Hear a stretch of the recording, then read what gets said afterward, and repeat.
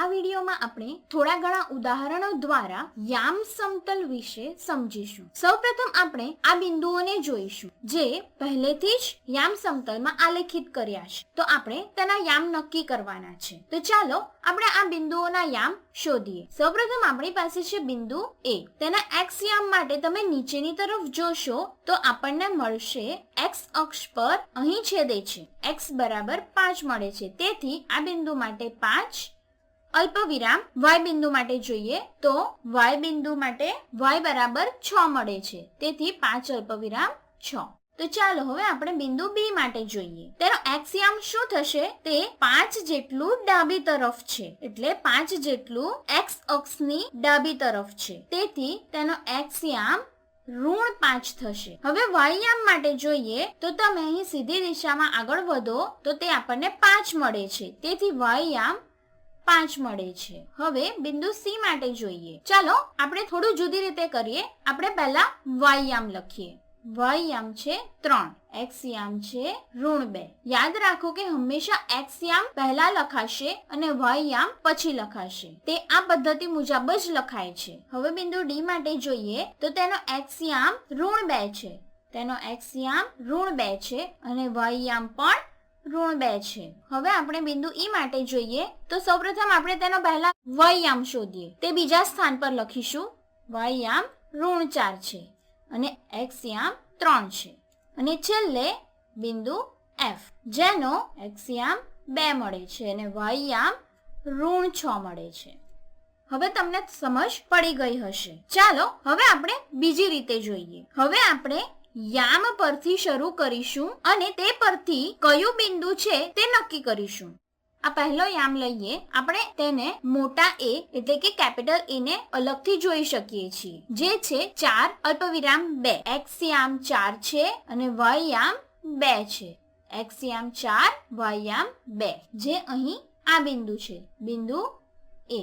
હવે આપણે બીજા યામ માટે જોઈએ તો આ B છે, જેનો x યામ ઋણ 3 છે. x યામ ઋણ 3 છે, y યામ 5.5 છે. આ 5.5 છે. તેથી તે બિંદુ અહીં મળે છે. આ બિંદુ B છે. અને પછી છે C બિંદુ 4 ઋણ 4.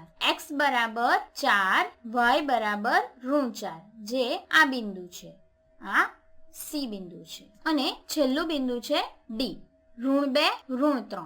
ઋણ 2 અને આ ઋણ 3, જે આ બિંદુ મળે છે. આ બિંદુ છે કૌંસમાં નાનો d. તમે બીજી રીતે પણ તે કરી શકો છો. y યામ ઋણ 3, ડાબી બાજુ નીચે તરફ જવાનું અથવા નીચેથી ડાબી તરફ જવાનું. તેથી આપણને આ બિંદુ મળશે. હવે તમને યામ શોધતા આવડી ગયું હશે.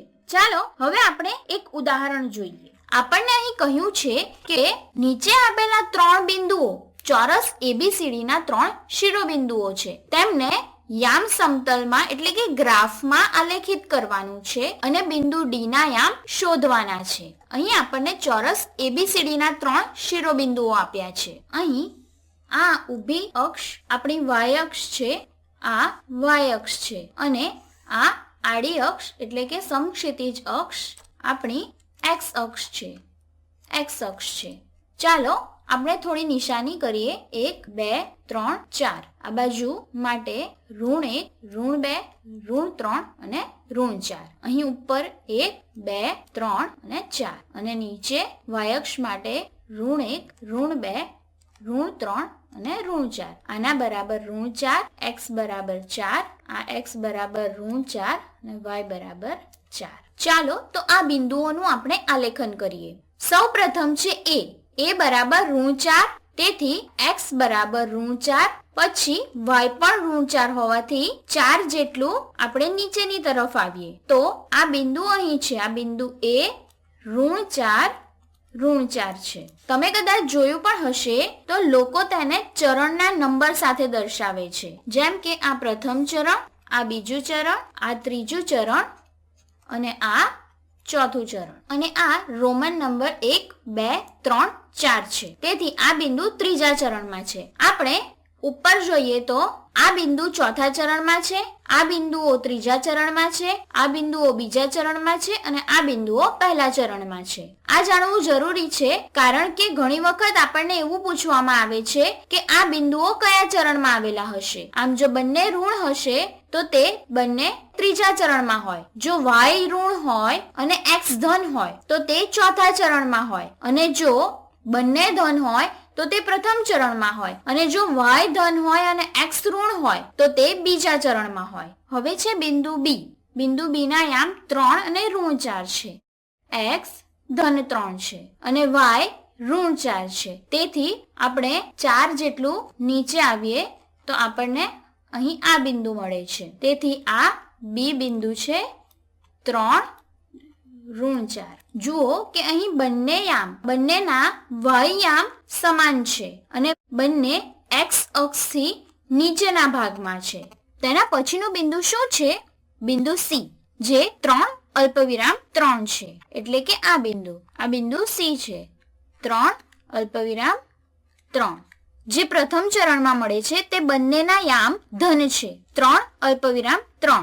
ધ્યાનથી જુઓ કે B ની લંબ દિશામાં એટલે કે ઊભી દિશામાં જોશો તો બંનેના x યામ સમાન છે, જે 3 છે. હવે આપણે છેલ્લું બિંદુ શોધવાનું છે. તે બિંદુ આ બિંદુની ઊભી દિશામાં એટલે કે લંબ દિશામાં મળશે, જેના x યામ સમાન હશે એટલે કે x યામ ઋણ 4 છે. અને આડી દિશામાં એટલે કે સમક્ષિતિજ દિશામાં જઈશું તો બંનેના y યામ સમાન થશે, જે ઋણ 3 છે. એટલે કે x અક્ષની સરખી ઊંચાઈએ તે બંને મળશે, જે 3 છે. તેથી અહીં આ બિંદુ આપણને D મળે છે, જે છે ઋણ 4 3. માટે આપણને આ લંબચોરસ મળે છે. આ બધા બિંદુઓને જોડતા આપણને આ લંબચોરસ મળે છે અને આપણે બિંદુ D ના યામ પણ શોધી લીધા.